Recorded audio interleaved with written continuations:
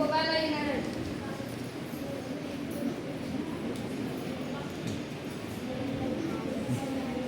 स्वच्छता करणे आवश्यक आहे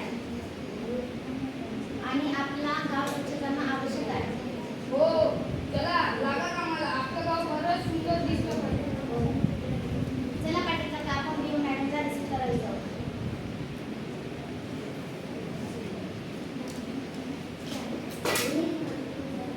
गे माय तुझे मी वेडीन पाहणार आणि न आरतीला हे चंद्र सूर्य तारे, हे चंद्र सूर्य तारे, ललला ललला ललला.